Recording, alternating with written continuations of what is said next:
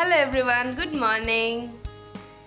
একটা নতুন দিনে নতুন ব্লগের সাথে আমি ইমন আবার আপনাদের কাছে ফিরেছি সকাল সকাল অনেক দিন পর। আশা করি আপনারা সবাই যে যেখানেই আছেন ভালো আছেন, সুস্থ আছেন। আমিও অনেক দিন পর একটা নর্মাল লাইফে ফিরেছি। প্রচণ্ড একটা হেক্টিক লাইফ চলছিল আমার। প্রথমেই আমার পা ফ্র্যাকচার হলো, তারপরে মেয়ের শরীর খারাপ, তারপরে আবার চেন্নাই গেলাম মাকে নিয়ে। ওর মধ্যে মায়ের একটা ছোট্ট পায়ের ওটি হলো, তারপর আসার সঙ্গে সঙ্গেই আবার মেয়ের শরীর খারাপ। এইসব নিয়ে ভালো করে আর ব্লগ করে ওঠা হয়নি। মিনি ব্লগ দিতাম, শর্টস ভিডিও দিতাম, কিন্তু আর নর্মাল ব্লগ করে ওঠা হয়নি। তো যাই হোক, আবার আশা করি আমার লাইফে সব কিছু নর্মালে থাকবে এবার। আর আবার আপনাদের কাছে নতুন নতুন ব্লগ নিয়ে আসবো। মিনি ব্লগও থাকবে, রেসিপিসও থাকবে, আর নর্মাল ব্লগও থাকবে। তো এখন আজ লাইফটাকে আবার নতুনভাবে আপডেট করেছি, নতুনভাবে চলুক। তো আজ কি করছি সারাদিন আপনাদের সঙ্গে শেয়ার করব, যেমন আগে করতাম।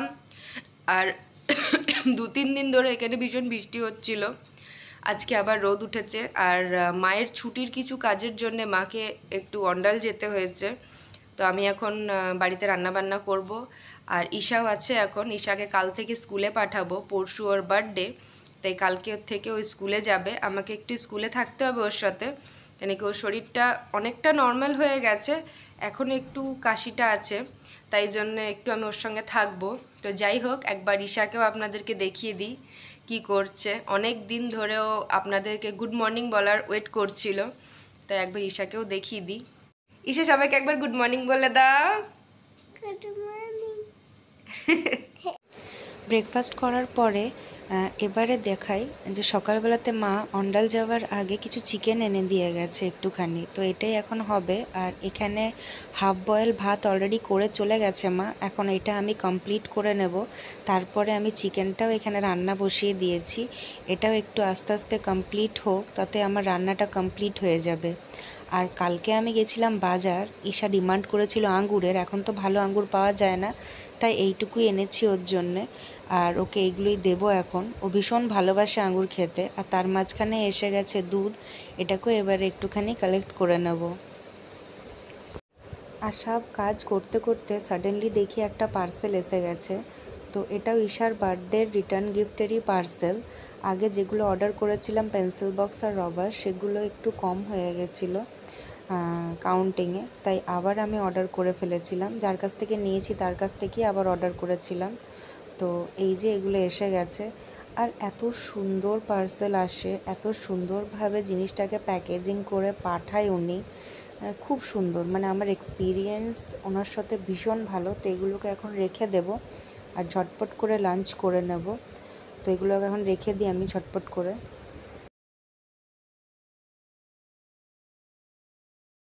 এখন হয়ে গেছে বিকেল, মায়ের সন্ধ্যা দেওয়া হয়ে গেছে, আর খাওয়া দাওয়া করে বেশ ভালোই ঘুমটা দিয়েছি। আর এখন ঈশার খাবার নিয়ে বসেছি, তারপর আমরাও চা খাবো। আর এই যে এটা আমার চা বিকেলের, আর এটা হচ্ছে ঈশার দুধ।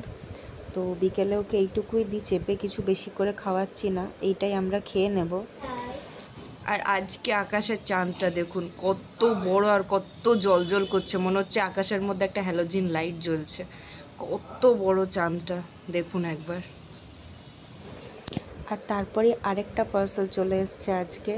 তো এটা কিসের পার্সেল আমি আপনাদেরকে দেখাচ্ছি, কিন্তু কি কারণে এটা এসছে এটা এখন আমি বলবো না, এটা এখন এই ভিডিওতে বলা ঠিক হবে না। এটা আপনারা পরে দেখতে পারবেন যেটা কিসের পার্সেল। আর এরকমভাবেও যে পার্সেল আসে, এর এক্সপিরিয়েন্স আমার ছিল না, এটাও আমার ফার্স্ট টাইম এক্সপিরিয়েন্স। কি সুন্দরভাবে, মানে কেউ বুঝতেই পারবে না যে এর মধ্যে কি আছে। একবার দেখাই পার্সেলটা খুলে, দেখুন এই পেপারগুলোর ভিতরে ছিল এই লিভিং প্ল্যান্টগুলো, এগুলো সব জ্যান্ত প্ল্যান্ট। আর আমি 10টা অর্ডার করেছিলাম, দেখুন কি সুন্দরভাবে এসেছে, মানে দুর্দান্তভাবে। আর তারপরেই আমরা ডিনার করে নিয়েছিলাম, স্পেশাল ডিনার। আর আমাদের এখন ডিনার হয়ে গেছে, এবারে আমাদের ঘুমাবার পালা। তো তাই জন্যে আজকের এই ব্লগটা এখানেই শেষ করব। সবাই ভালো থাকবেন, আগামী দিনে নতুন একটা ব্লগ নিয়ে আবার ফিরবো। ততক্ষণ অবধি গুড নাইট। Good night.